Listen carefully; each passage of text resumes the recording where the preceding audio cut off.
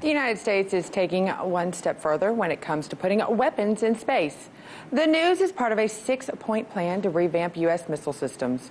Now, President Trump made this announcement today at the Pentagon.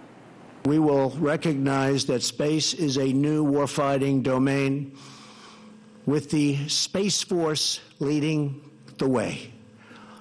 My upcoming budget will invest in a space-based missile defense layer. It's new technology.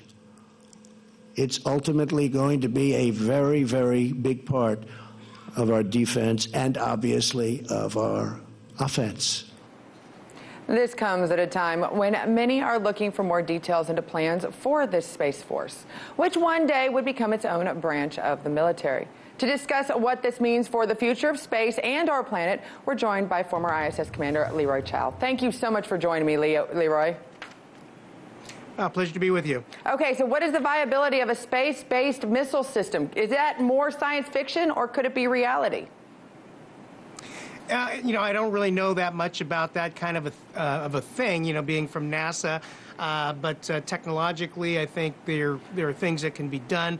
However, I think the real separation is, what is the relationship between a new weapon system development and a Space Force and NASA, because they're all very different things. NASA, of course, is the civilian space exploration agency and has nothing to do with space-based weaponry and things like that. And then as far as the Space Force goes, my question, a very fundamental question is, well, what is not being done that we need to create a Space Force? That is, the U.S. Air Force is already doing all of the things, I believe, that the President is calling upon this new Space Force to do. So the question in my mind is it worth creating another layer of bureaucracy, if you will, adding another member of the Joint Chiefs of Staff and perhaps, the expense of doing all that, standing up a whole separate branch of the military? Is the Air Force not doing an adequate job, and why do we need the Space Force? That's kind of the question on my mind. Well, outside of the idea of maybe seeing Tom Cruise one day, or a future Tom Cruise in a astronaut's costume, I can kind of see where those questionings might come up. But on another side of it, something that you're probably more familiar with is China's recent leaps into space, because they've been visiting the dark side of the moon and planning the launch of their own space station. That shows that they are obviously putting this a priority, not necessarily the military side, but the exploration side. What is your take on this? Oh, that was an absolutely wonderful thing that the Chinese pulled off, putting a probe for the very first time, nobody's ever done it before, on the far side of the moon. And they put down not only a space probe, but also a rover to go along with it. And so they've been doing experiments, they've been doing things that haven't been done before for the first time. Now, to be fair, NASA and other countries are doing a lot of firsts as well.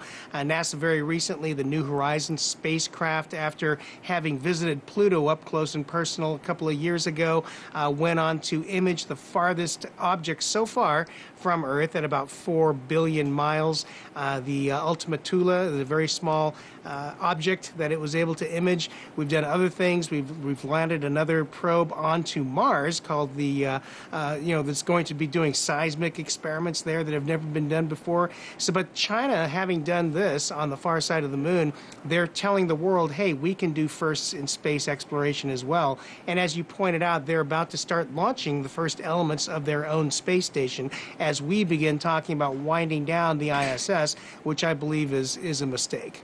Well, that's the thing. We talk about politics so much times and all the confrontations internationally that we have here on Earth.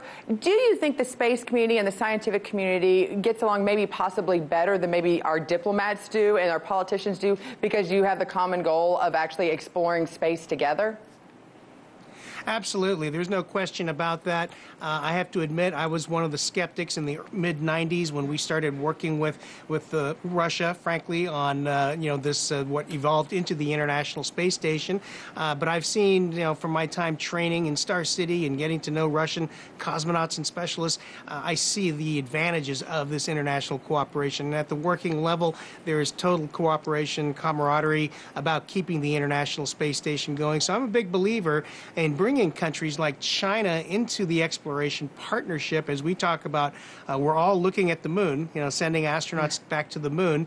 And I think that that's very important, because not only do we cooperate in space exploration in that case, I think that spills over to other parts of the relationship between country, that goodwill. Well, it's interesting because just earlier I mentioned about how Top Gun was out there and how that basically encouraged people to join what they thought was the Air Force. It really was the Navy pilots. Netflix is now announcing that they're going to launch a new Space Force show. Does all of this news about exploring beyond Earth, do you think it helps get people interested in being involved with NASA as well? I think it does. I think it gets young people excited to hear about missions that are going on, not only by NASA, but by all countries and all entities putting things out there. And so I think that does spur interest, certainly in the pop culture. That helps, as you mentioned. I'm not too familiar with this new series, but I think it's a comedy, and I believe it stars some of the people from the comedy The Office, and in which case I think it'll probably be pretty entertaining. Well, anything's entertaining if you involve The Office, Netflix, and throw in space. Why not? Lack of gravity always makes things even more fun. It's always fun to have you on, and thanks for joining us today. Hey YouTube, thanks for checking out our channel. We hope you enjoyed the video.